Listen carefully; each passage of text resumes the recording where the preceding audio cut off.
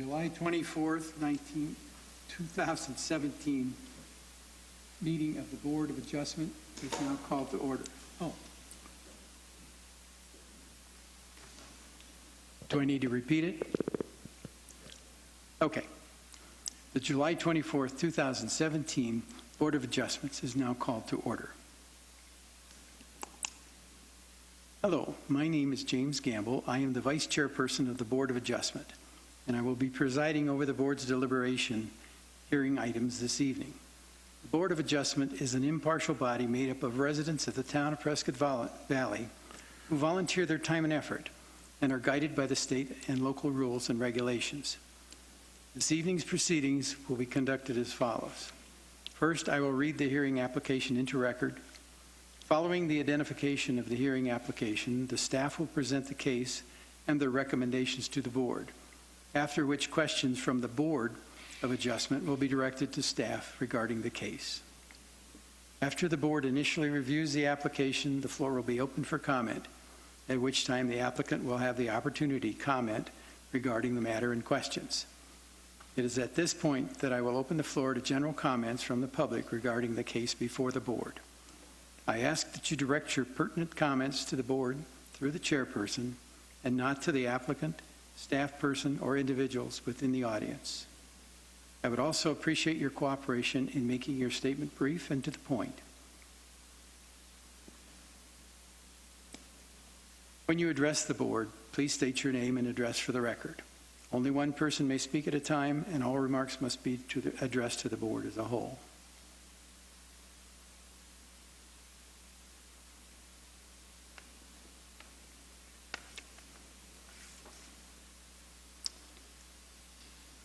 Carrie, would you please call the roll?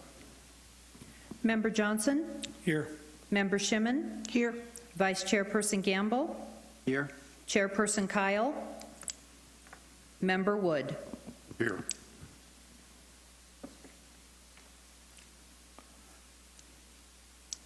If the board has reviewed the minutes, I ask if there are any corrections to the minutes of the previous meeting.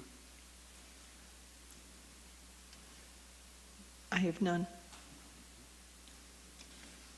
Hearing none, would I have a motion to approve the minutes? I move that the board approve the minutes of last month's meeting. I would second that. Roll call. Member Shimon? Aye. Member Johnson? Yes. Vice Chair Gamble? Yes. Member Wood? Yes. Are there any public announcements? This time, we will begin with the UP 17-002. Mr. Vice Chairman, point of order. We do not have a full board. Oh, thank you. Applicants, I would tell you that in the instance when we do not have a full board present, that pursuant to Article 1329-060, you have the right to request that your item be deferred to a future meeting date when a full 5-member board is present. A board approval or denial requires majority votes. The motion will not pass if there are less than a majority affirmative votes. Please make this request if you choose to before we hear your application. Do I hear any requests to move to a future meeting with a full board?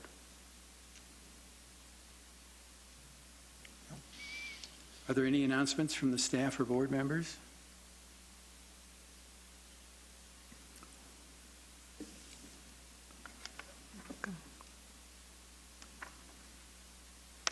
All right, the first applicant this evening is Gordon Vergeson, DVM. Again, use permit number UP 17-002. Upon the application of Gordon Vergeson, DVM, a request for a use permit for section 13-14-020.C.1 of the Town of Prescott Valley zoning ordinance in order to operate an animal hospital and clinic. Subject property is located at 3322 North Glassford Hill Road, Units B and C, Prescott Valley. APN number 103-02-760T. Could we have the staff briefing, please?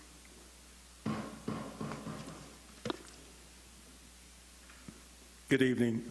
My name is Lee Smith. I'm a code officer for the town of Prescott Valley. I'll be doing the staff briefing.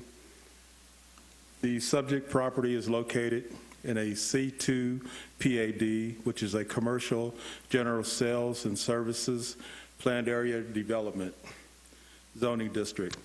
The zoning district is intended to provide accommodations for retail, service establishments required to meet the intended and to provide accommodations for retail and service establishment required to meet the town's needs.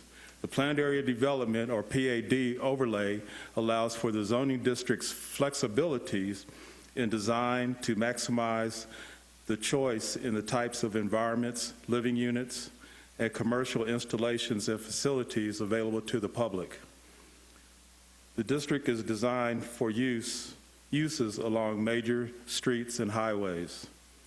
The Fain Signature Group, LLC, is the owner of record and landlord.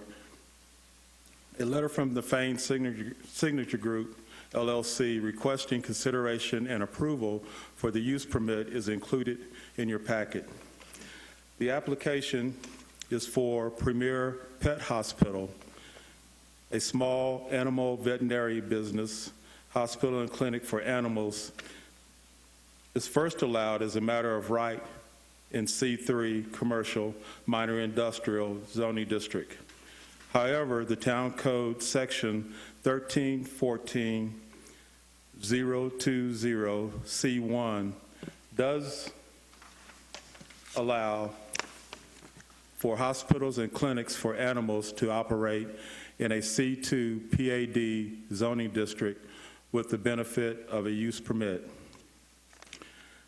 Finding of facts, the facts indicate that the town of Prescott Valley zoning ordinance in section 1314-020C1 allows hospitals and clinics for animals as permitted in a C2 zoning district with a use permit. Staff recommendations. Due to the facts stated above, staff recommends that the board approve use permit UP 17002 with the following conditions. Number one, building permits are issued as required for any changes or alterations to the property be secured prior to the construction. This would include, but not be limited to, signage and any additional fencing of the property. Number two, all uses be contained within a completely enclosed soundproof building. And number three, the duration of the use permit shall be limited to 2 years and subject to renewal at this time. Dr. Bergeson was unable to be here with us this evening, but his wife is here, and she will answer any questions regarding if the board has any. That concludes our presentation. Thank you. Does the board have any questions for Mr. Smith?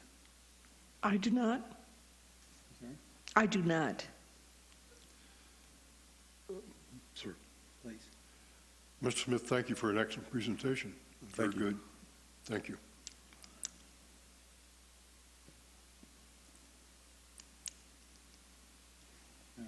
I have none.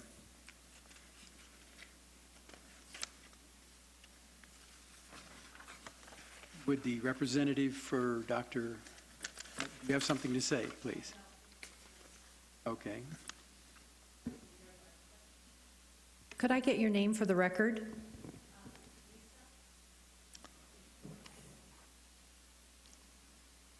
Lisa Ferguson.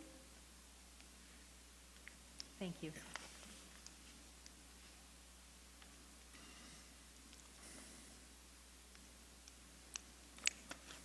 Seeing no further request for information from the public. Would I have a motion to accept the findings of fact by the board, or by the Mr. Smith? Mr. Vice Chairman, I have no further comment or questions to be discussed among the board. If no other members wish to discuss the matter, I would move that the board approve UP 17002, subject to the stipulations under staff recommendations as was stated by staff. Is there a second to that motion? I'll second it. Roll call, please. Member Wood, Aye. Vice Chair Gamble, Aye. Member Shimon, Aye. Member Johnson. Aye. Approved then. Thank you.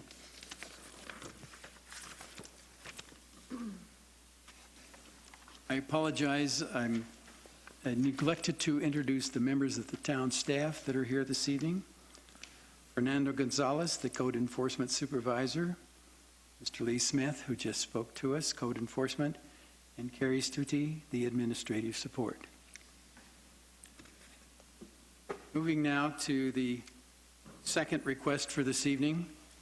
It's UP 17-003, Life Transformation Recovery.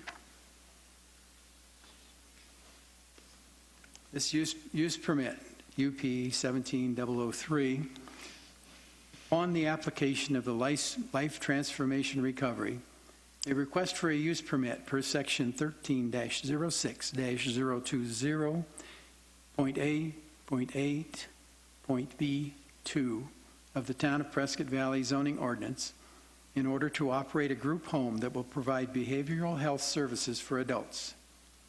The subject property is located at 8551 East Long Mesa Drive, Prescott Valley, Arizona, APN number 103-34639.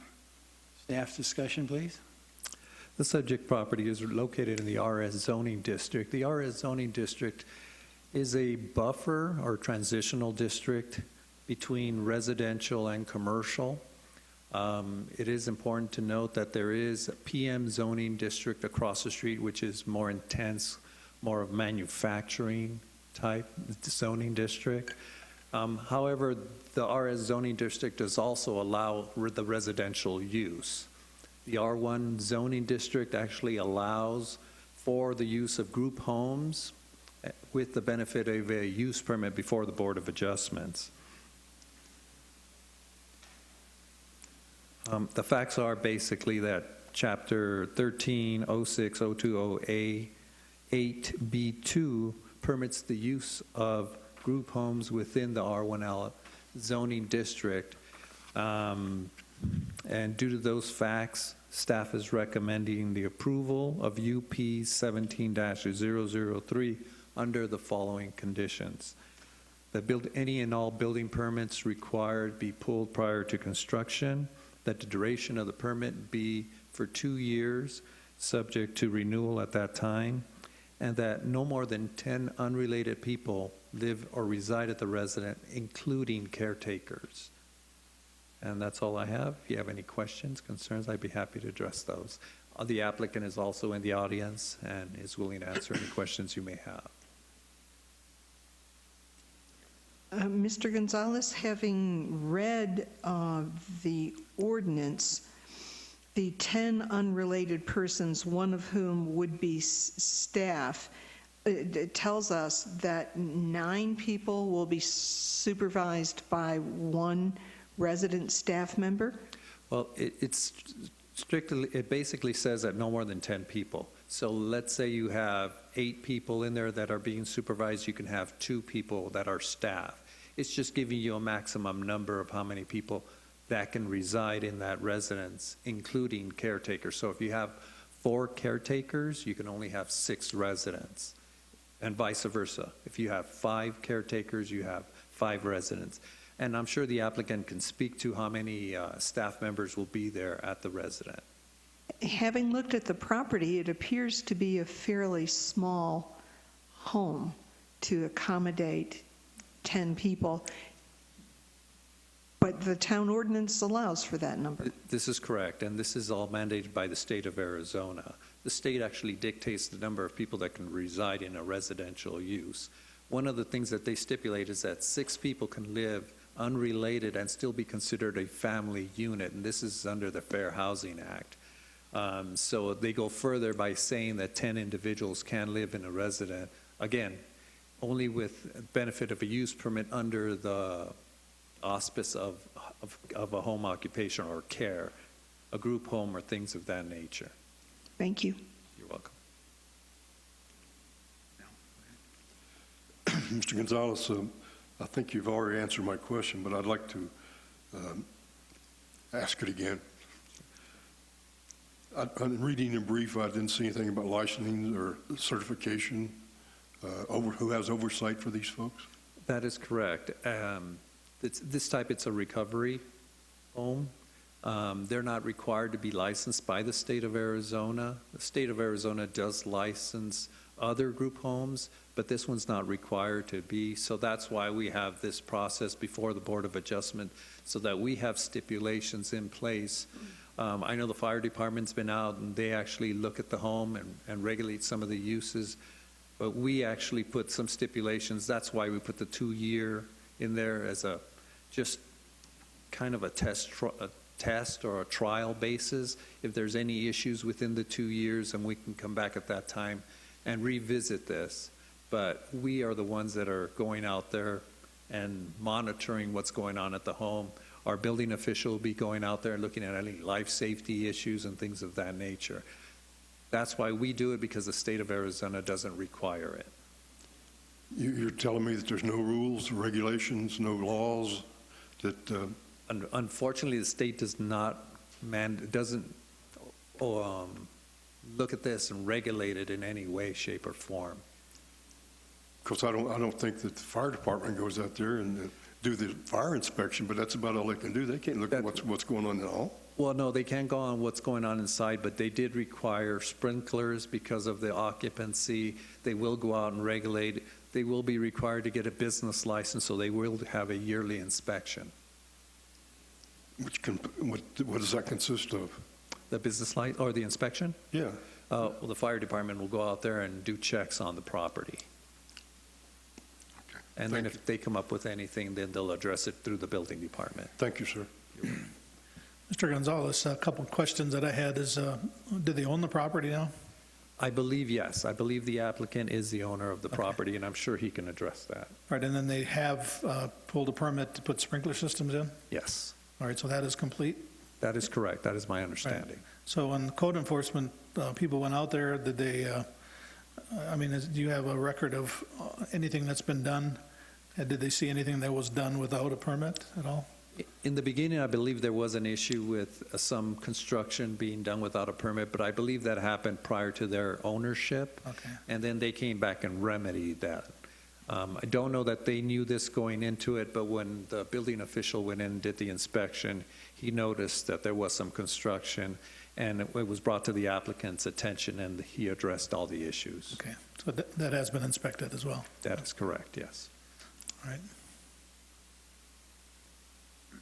Yes? One more question.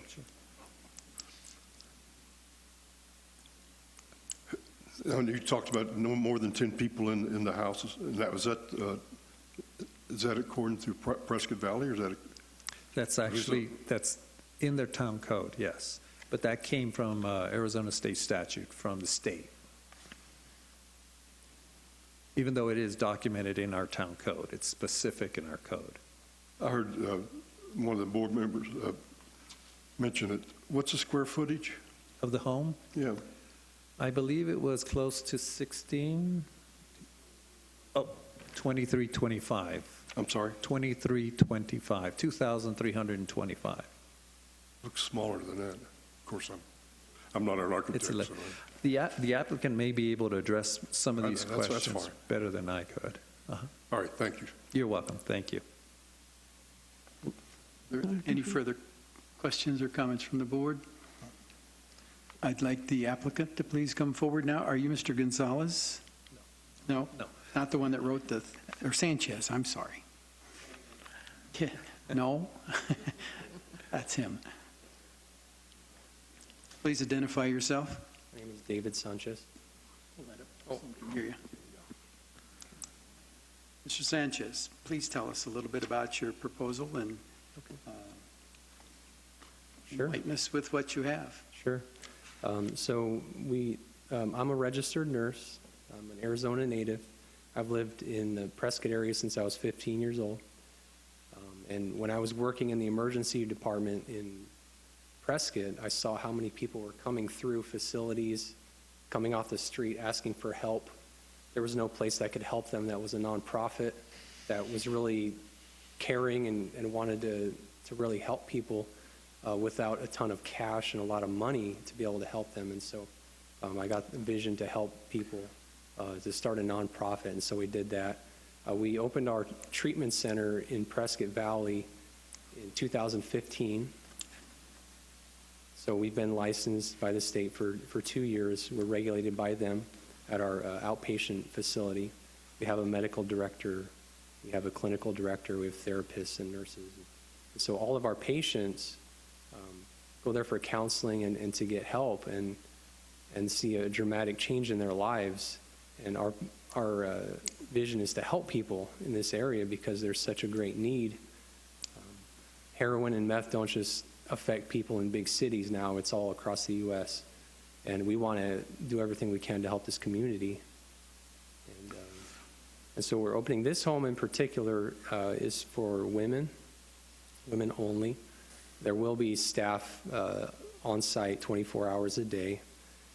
Everything is under the oversight of our clinical staff, and so it's not just one person renting a house and throwing a bunch of people in there. It's a 5-bedroom, 3-bathroom house. And I looked for a long time before finding that one, which met all the requirements, except for getting the sprinkler system installed. But we want to do everything we can to help our community. And one of the things that really has been proven to help people is having long-term help, not just bringing somebody in for 30 days or 60 days, but something more long-term, like 6 months to 12 months. And so that's the way we've structured our program. We see more success.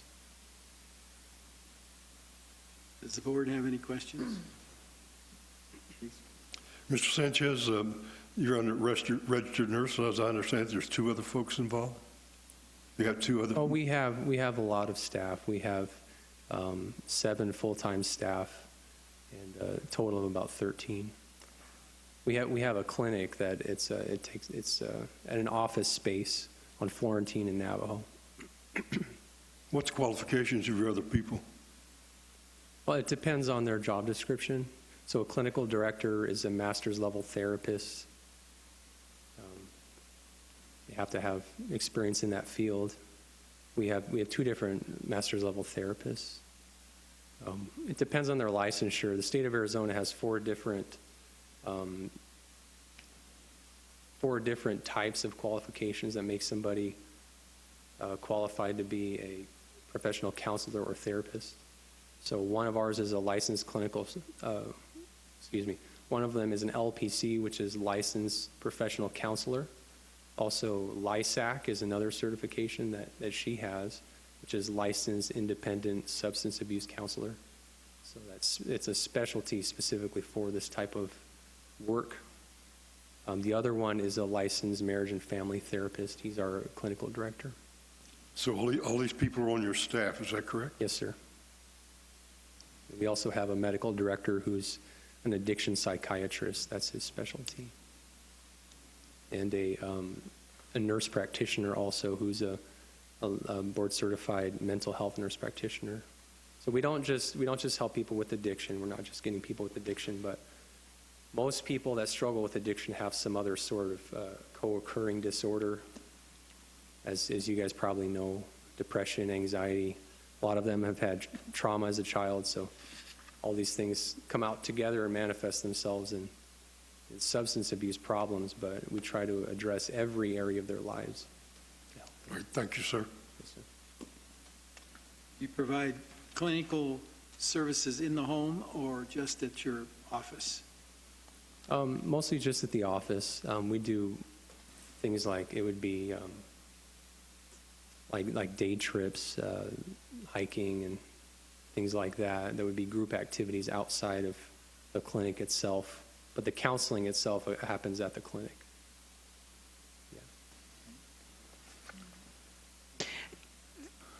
Since these are all women, and having seen the site, it's fairly small, there isn't much of a backyard.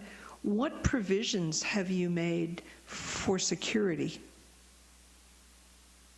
Will these people be driving? Are they going to be parking here?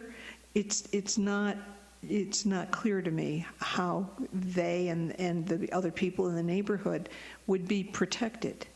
Now, by security, what do you mean by that? I mean, People coming in the house or people leaving the I house? mean, if there are 9 women there who are there for rehab, what provisions are made to keep those women safe should other people with whom they have had an affiliation choose to visit, disturb, or otherwise disrupt that facility? Okay, I see what you mean. Well, people can't come uninvited.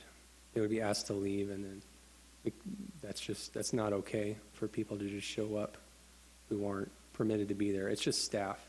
The way we've structured our program, the first 2 months, they just go to counseling every day. They're not allowed to drive or work or anything like that.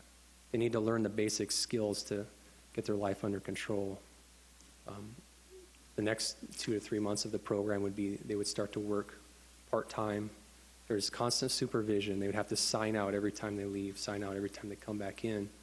And for at least the first 3 to 4 months, our staff would be providing transportation for them. We know everywhere they're at. They can't get a cell phone even until at least a month or 2 into the program. And transportation would be later on, after they've shown that they can work part-time, be responsible, turn in every receipt for everything they're spending. We won't allow them to carry cash on their person over $20. Very, very, very structured to make sure they're accountable, make sure they're safe and not making bad decisions. Then eventually they'd be able to have transportation. So as far as that goes, it wouldn't be till the last 2 to 3 months of the program that they'd be able to have their own transportation. And do they come to you mostly from the judicial system? Is it a religious affiliation? How do you find your clients, or how do they find you? The majority of the time, it is online that they would find us, just looking for help. We do get referrals from therapists that have people they're already working with that are looking for some sort of substance abuse help. That's the majority of it. Thank you. Just to kind of piggyback on it a little bit, if you have 8 women, are they all going to have a vehicle? No, we would be providing transportation for them. So I would say at any given time that it would be very unlikely that any more than 2 or 3 of them at a time would have a vehicle, because of the amount of people that you have, and then people that are progressing in the program. Most of the duration of the program, they wouldn't have their own vehicle. Parking is limited. Does that answer the question? No?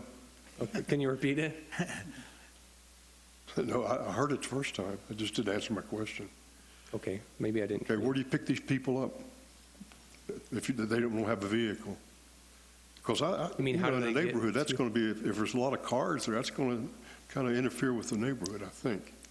I understand. If it was in my neighborhood, I would think so. Now, when you say where do you pick them up, do you mean how do they get into our program, or No, how'd they get to the facility? we're providing transportation for them? From where? Phoenix? No, they live at our facility. They would live at our facility. Okay, thank you. You mean how are they getting here when they start the program? Thank you.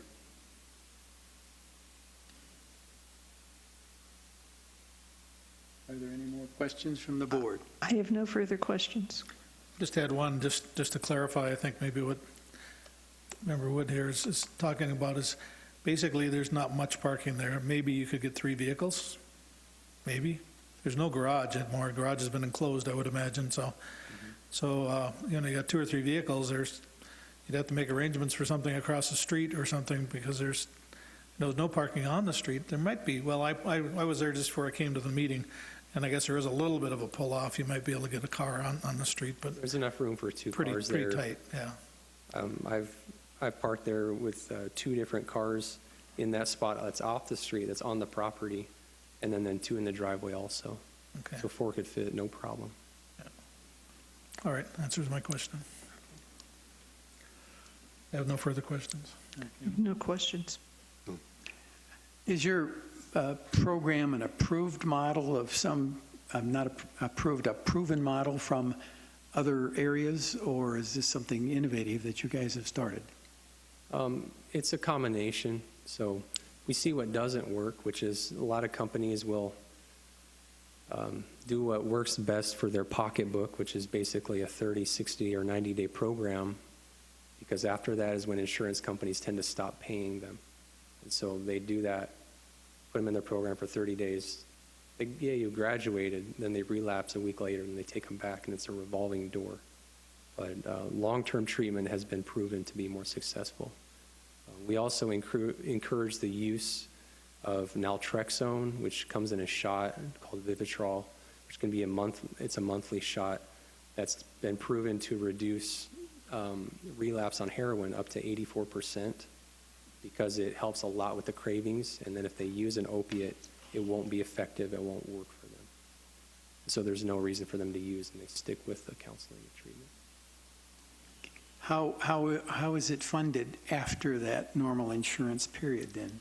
You have a foundation Well, or we're a donations? I'm sorry. Well, I'm just curious as to how it's funded after the insurance companies quit. Yeah. Well, for us, we're a nonprofit, and our goal is to help people and to see them succeed long-term.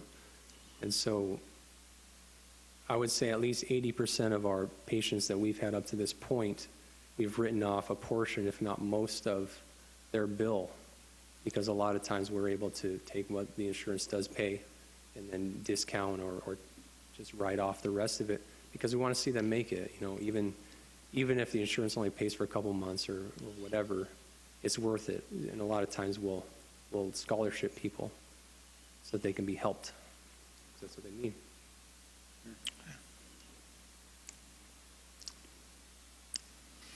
Comment? No questions? Okay. Thank you. I may have to call you back, but you may sit down. I would now open the floor to public comment. Please, if you have a comment or a statement or whatever you'd like to say, come up to the podium and state your name.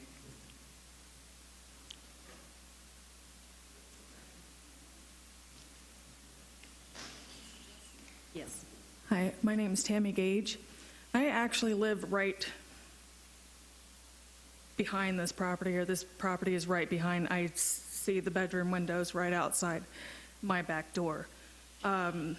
I could probably spit and hit their window. I'm not opposed to people getting help. I'm opposed to people getting help in our residential neighborhoods where we're trying to raise our children, our grandchildren. The amount of problems that come from these homes, I'm concerned of. I've been in my home for 20 years. I've built my home to where I don't want to have to leave my home because of problems. I don't want my value of my home to go down now that it's finally spiked up because of these group homes. You know, I have little grandchildren that come over all the time. I don't want them exposed to what is going on back there. If I find paraphernalia in my backyard, there's definitely going to be a huge problem. And those are, I think, legitimate concerns with having this type of facility right in the middle of a residential area where there's kids getting on buses. They have bus stops right there. I mean, it's not a place for a rehab, in my opinion. So I mean, those are my concerns, and do you have any questions, or? What was your name, please? My name is Tammy Gage, Last name? Gage, Gage. Sounds familiar. Thank you for taking your time to come here and give us your opinion of the application. Thank you. Also, I have a concern with the security problem. I mean, with the amount of traffic that comes in and out of there. Also, do I need to get surveillance? What is that going to cost me as a homeowner living next door to this? So, thank you. Thank you. Anyone else from the public here, please? Thank you. Yeah, I'm Bob Ogden. I'm a resident in the neighborhood, not that close, but close enough. My question is, we talked about the Fair Housing Act, that there's certain rules and regulations that the city gets to or has to abide by. I wonder if there's a Fair Homeowners Act for us. We have these facilities coming into Prescott, and I understand Prescott has changed their policies and their rules, and things are moving out of Prescott. Obviously, they're moving into Prescott Valley. Other questions I have are the community safety. Do the police department know where these facilities are? And how many facilities do we have in Prescott Valley? Does the council know how many there are? I'm guessing not. These are licensed facilities, and I understand these gentlemen because I had an ex-wife that is a nurse. One of the participants in this group is a nurse, and they see people who are under duress and need help, and I understand all that. And we call it a nonprofit organization. Somebody has to pay for these facilities. That house is 2,600 square feet, 23. somewhere around there. 23, yeah. We had to buy that. Obviously, it's already been bought. You're going to put sprinklers in there for 10 people to be safe. I'd like to be safe at my house, too. My neighbors would like to be safe. We're not saying that this facility is prisoners, but more of these facilities that open up can be allowed to have prisoners who are out on parole or out on rehabilitation. And I asked council, would you like to have that facility next to you? I've talked to members of the staff of Prescott Valley, and a lot of them say the same thing. No, and I understand your concerns. And being a resident who has been a resident here since 2000, I just happened to walk by and see the notice. I was out on a hike and saw the notice in front of the house, and I actually took a picture of it with my camera so I could read it. And it was a good thing that I did, because a lot of people did not know about this. And I also wonder about the security. I do know that I did look up a few statistics on the Prison Bureau, and this is in 2015, that 49.7% of all people who are in prison are released, end up going back to prison. Everybody needs a chance, but methadone and heroin addicts and, again, we can say that these people are not allowed to have friends or visitors, but you can't control everything. So I would strongly consider you guys, hopefully you folks would consider, seeing as how you're residents of Prescott Valley too, that these facilities need to be put somewhere else. You got old hotels that you go in there and put the sprinkling system in them. That's all I have to say. Thank you for your time. Thank you, sir. Are there any other comments? Yes.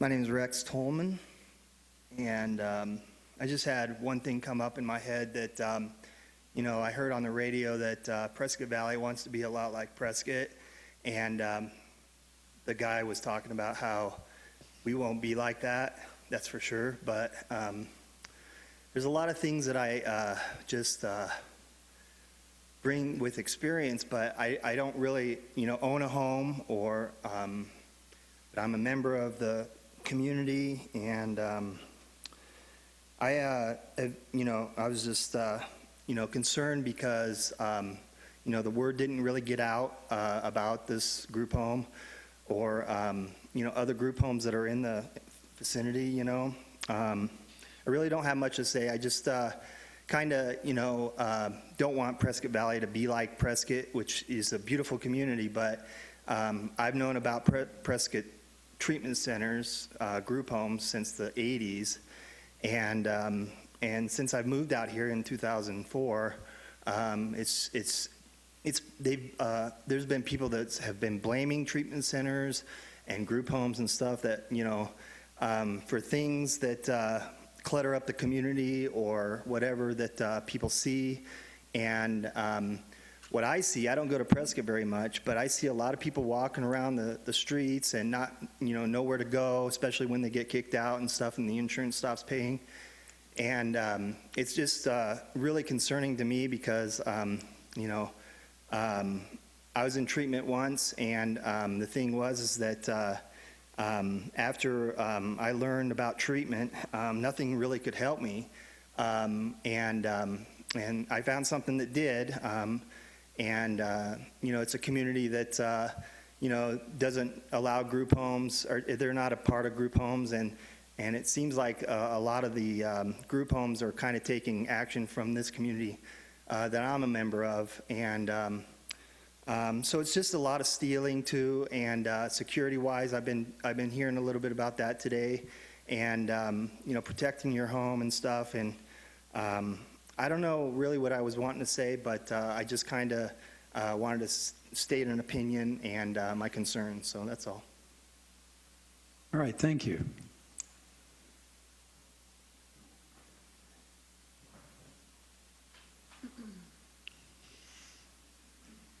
Hello, I'm Mary Kime, and I'm right next door. I'm at 8571. To the right or left? Right. Oh, to the left. To the left facing, okay. I've experienced already with the people that lived there before a parking problem with 4 or 5 families in there. They park on the street, they parked in front of my house, or they park in that easement that floods every time we go through rains. There's water in it, I think, right now. So I don't, and I worked on a psych ward as an aide long time ago, and it was the best job I ever had. I saw a lot of things, I learned a lot of things, and I am all for mental health. We had everything on that floor, schizophrenics, alcoholics, drug addicts. But I am afraid again of the parking and of the security, since I am alone right there. And the parking. They can't park in that when it floods. So I am a little concerned. I'm kind of in the middle here. I don't know how to do it. But those were my concerns mainly is the parking and the security also. Not so much of the people that would maybe be staying there, but anybody can drive up and shoot anybody. We've heard that in the news. So I would be hoping that if that does go through, that the police would be aware of these places. And I wasn't aware of this either until that man gave me this in my mailbox. I don't understand why. But so, that one right there. So that's probably all my concerns at this point. Thank you. Thank you.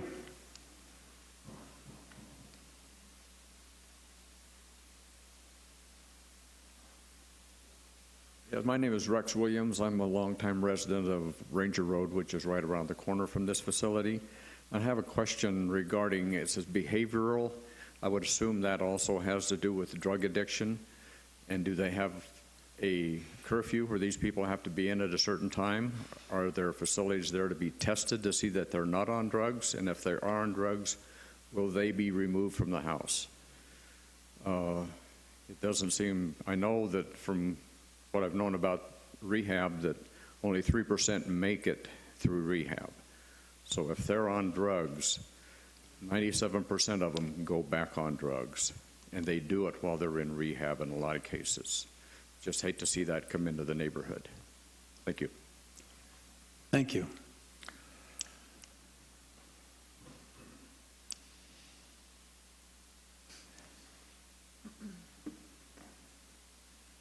Hi, my name is Perry Maloney. I am a resident of that area too. I live on Pawnee.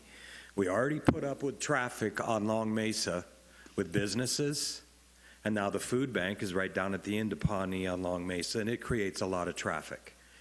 If you ever drive that street, you said you just have, Member Wood said something about traffic in his area would be a problem. That's a one-way street each way in and out, and there's traffic every day. Now you're putting 10 people in one house. Parking on that street is not good. I don't care how long he said he parked there, it does not work. If cars are going both ways, there's no room. It's a safety issue. Has a traffic study been done for a home like this at the beginning of where the street narrows? I doubt it. That needs done before permit is given. Thank you.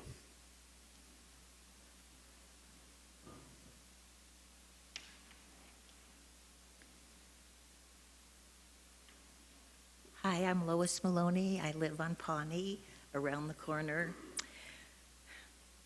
I hope you vote against. I am not against helping people. My brother was in rehab many times, and I visited him many times, and they have lots of free time, and they wander the neighborhood. I don't like that for my safety or for just my neighborhood. My niece's husband owns a home in California. About every other day, cops are being called because it brings in trouble. Again, I'm not against people getting help. I'm all for it. I'm just very concerned for my neighborhood because it's very, very close to my home. The safety, the traffic, the amount of people in a 5-bedroom home, no. I just think it's not a very good idea. Thank you. Thank you.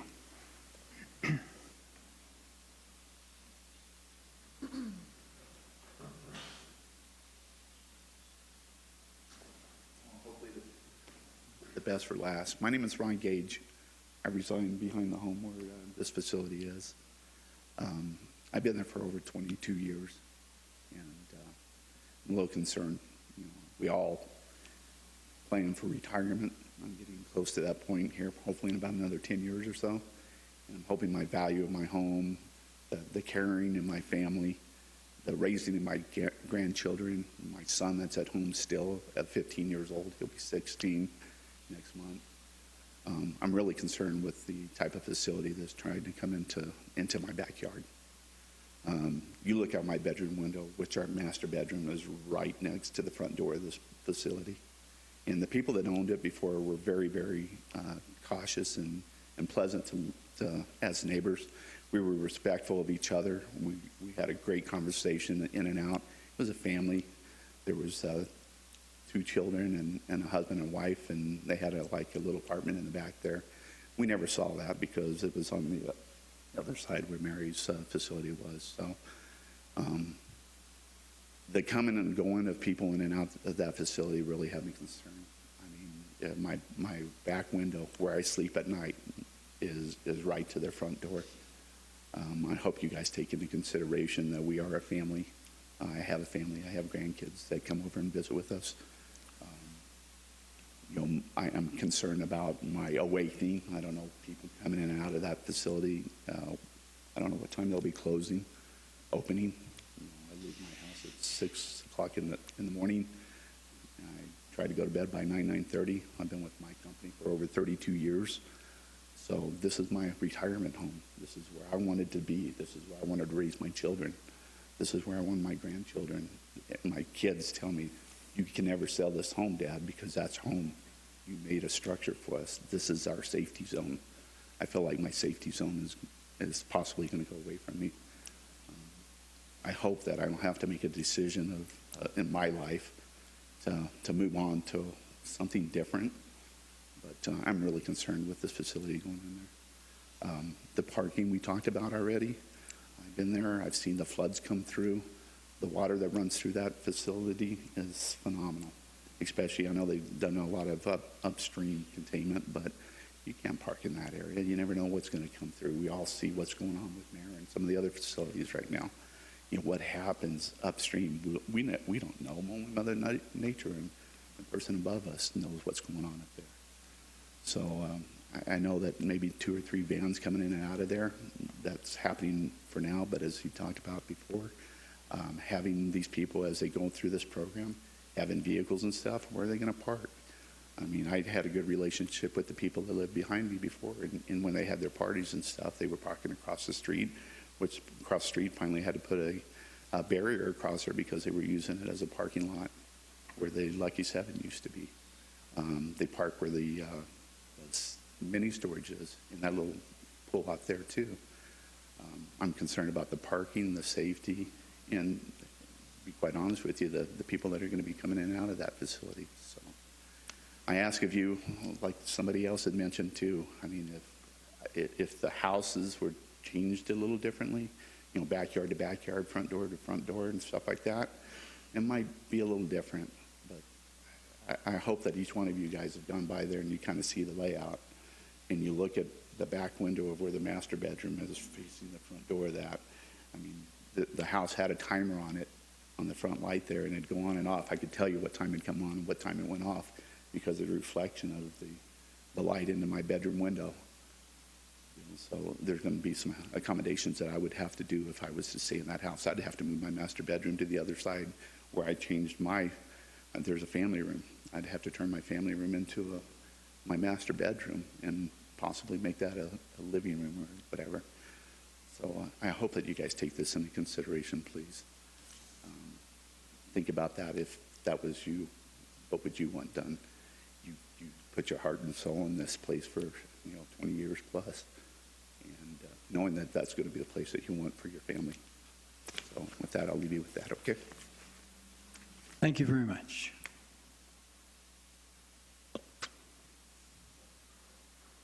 Are there any other comments that someone would like to make at this point? Otherwise, I will close the discussion at this point.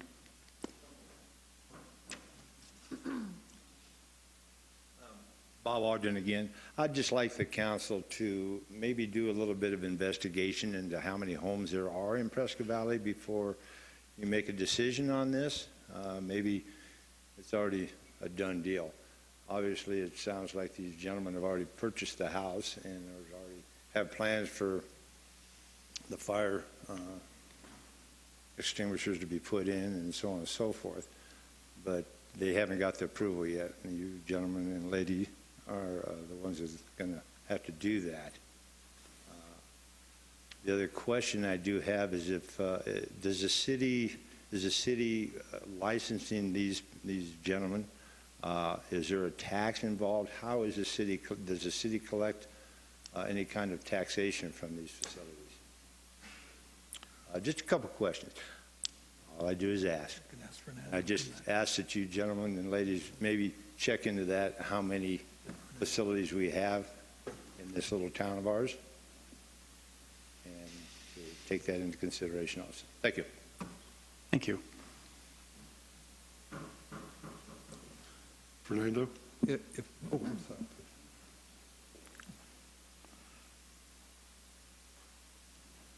Hi, my name is Jessica Silva. I live at 8541 East Bobcat Trail. It is the street right behind Long Mesa. I can see their backyard from my yard. I'm kind of coming at this from a different perspective. I'm an ex-addict alcoholic. I've been in rehabs myself. I now am celebrating almost 7 years clean. I have nothing against people trying to get help, or, I don't agree with the statistics of somebody here. Everybody, God can save anybody. I'm all for people getting help. It's nothing against these people personally. This home just doesn't belong in my residential neighborhood because of all the same concerns of everybody. The parking, the traffic, in and out. So.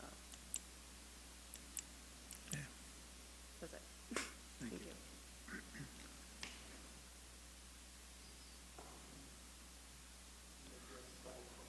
please do that.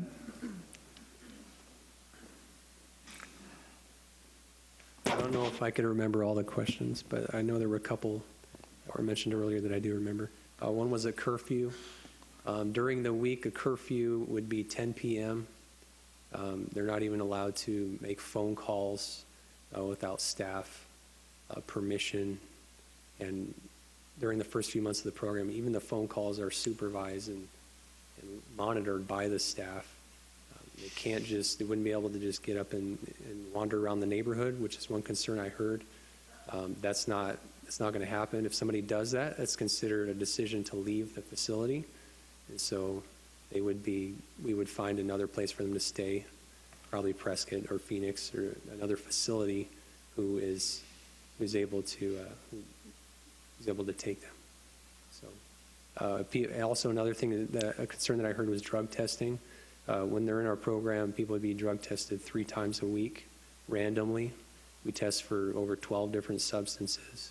So people are not just going to be using drugs and staying there. We're very strict with we want to make sure people are actually changing. And we don't accept people in if they're not showing a genuine desire to change. We're not taking people from prison. We're not taking sex offenders. We're not taking violent offenders. Just people who show a sincere desire to change. Hopefully that addresses some of them. Okay, thank you. Whoops, do you have a question? Yes. Mr. Sanchez, excuse me. You're kind of moving into a residential neighborhood, and there's about at least 10 people that don't particularly care for you being in the neighborhood. Did you ever think about having a community meeting with all the neighbors and get one-on-one and answer their questions? I mean, every one of them had some questions. Yeah, I see that. I totally understand the concerns. It's legitimate. It's a legitimate concern. I didn't go out and make flyers and ask everybody. Okay, I realize the property was posted, right? So if they had some concerns, then they had the opportunity at that time to kind of write a letter of to the community development people. So that might be something you could take a look at. Yeah, I'd be willing to give everybody my cell phone number if it gets approved, and if they want to let me know if there's any issues or concerns. I'm more than happy to talk to anybody about any concerns they have, because I want to make sure that my facility is operating the way it should, and that people are really in a safe environment and not endangering the neighbors. But don't you think you should take the initiative to talk to these folks? Sure. I'm glad I met them. Okay. Thank you. All right, thank you. I think Public comment's over. Yeah, I think we've had the public comment. I would like to make sure we get it right, to have Fernando explain the actual duties of this board as opposed to the town council or other places and people that have been mentioned here, because I think some of you have the wrong idea about what we actually are. We are the Board of Adjustment, which means that there is a law or a statute involved in the decisions we make. We don't make law here. Council does that.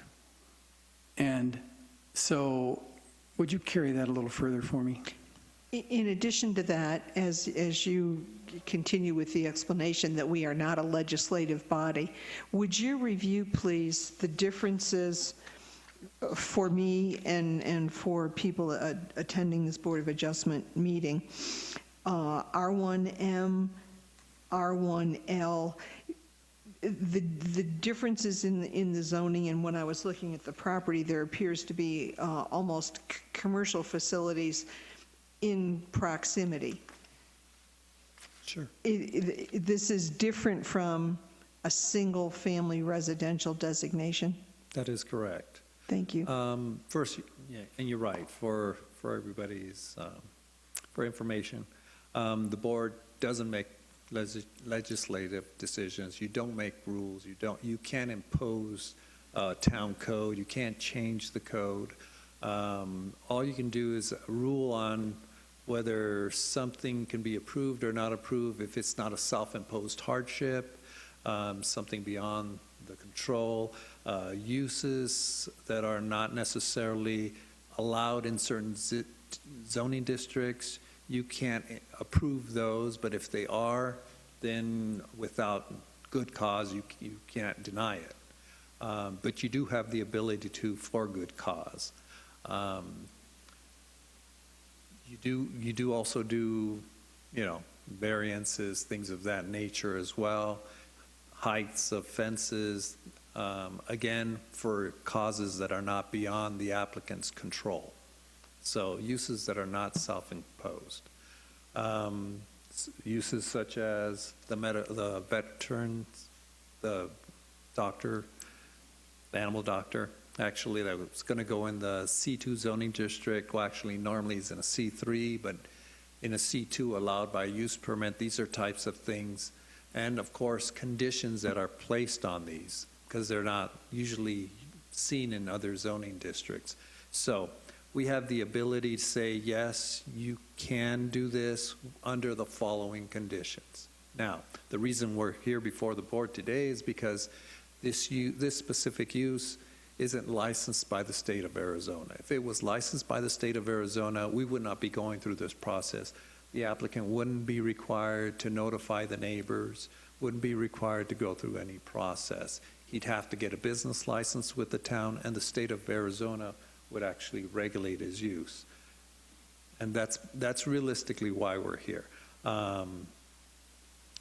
Notification, he's not required to notify the neighbors as long as the process is in place. He's not asking for a zoning map change. He's not asking for any special conditions. All he's asking is for a use. And that's why we posted the property, and we do advertise it in the paper as well. And that's how most of the neighbors actually were notified, as if I may ask Bob by your first name.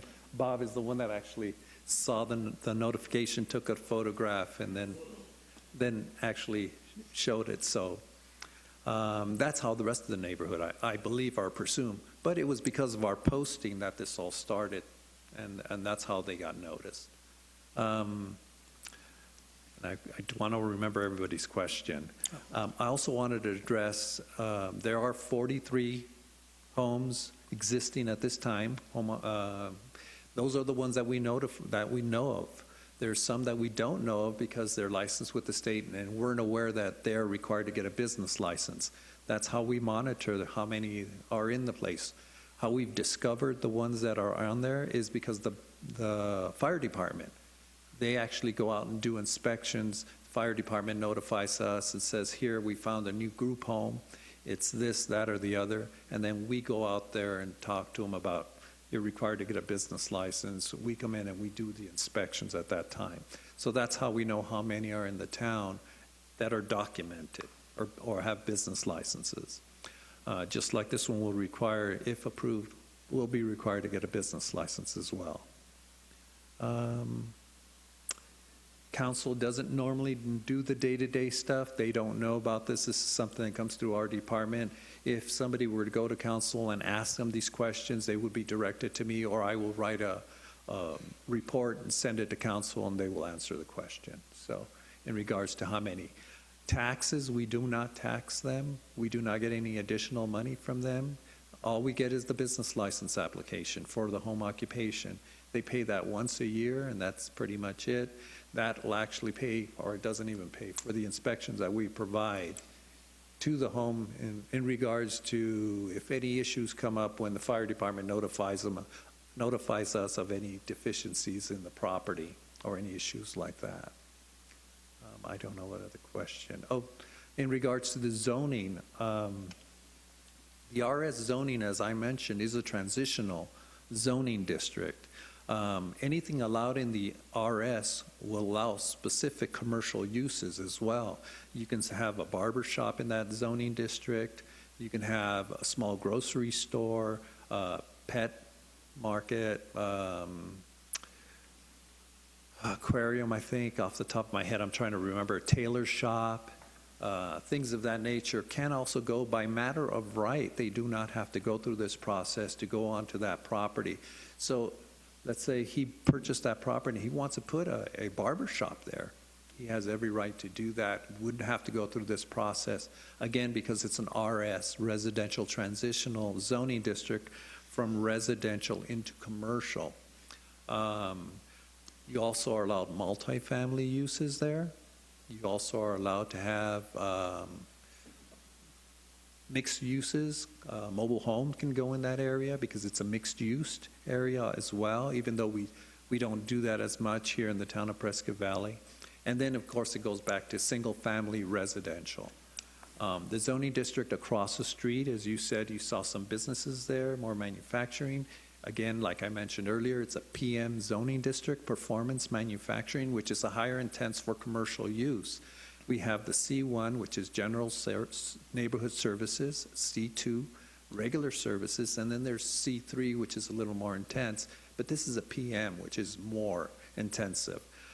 As the gentlemen know, that he was saying that there was traffic issues on Long Mesa. We had a business there that was an automotive repair shop that had a whole bunch of vehicles parked everywhere, and that was a big issue. But that's one of the uses that's allowed by matter of right in that zoning district. He did a lot of commercial trucks, big rigs, things of that nature. I know that he's no longer in business and not there anymore, and I'm sure that some people are probably happy about that. But now there's other uses that go in there. You can go some manufacturing, welding shops, carpentry shops, things of that nature can go directly across the street from this facility. As a matter of fact, there's a storage unit place that was across the street, I believe, that burnt down a number of years ago, and they didn't build it back up. But there is also a storage unit there. We have the town facilities. Our Public Works yard is in that area right across the street. Of course, there's also other things like restaurants, and you know, there's also the food bank down the road, and you know, there's a lot of things that goes on there. There's car repairs a bit going on, paint shops, which we don't allow in every zoning district, also can go across the street.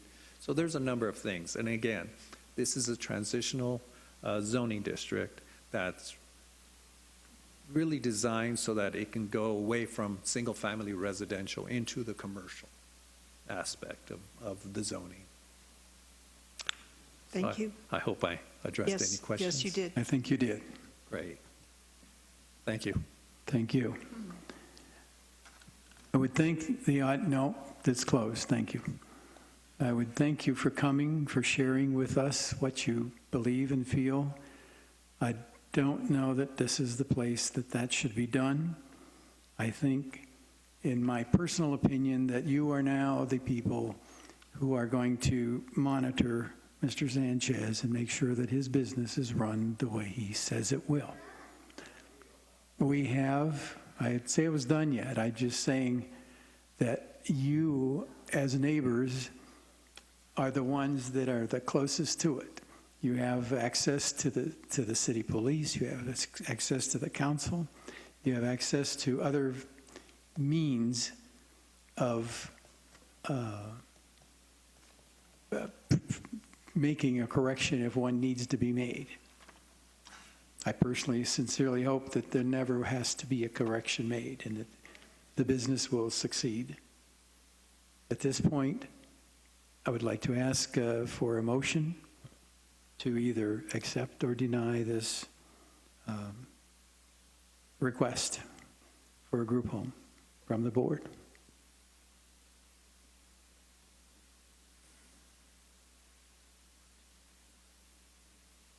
Mr. Vice Chairman, based on the finding of fact, I move that the board approve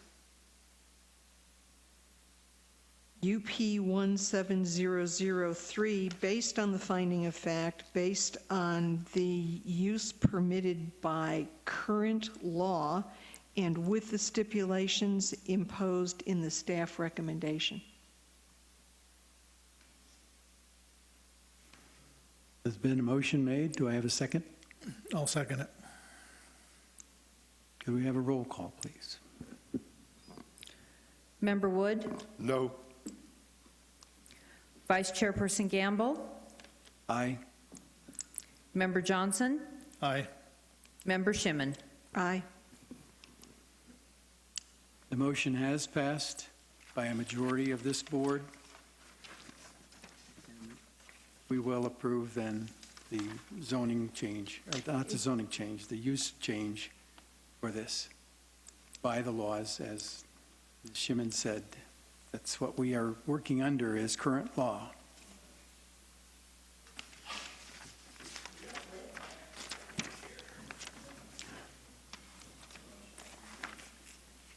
New business. Is there any new business? Is there any new business to come before this board?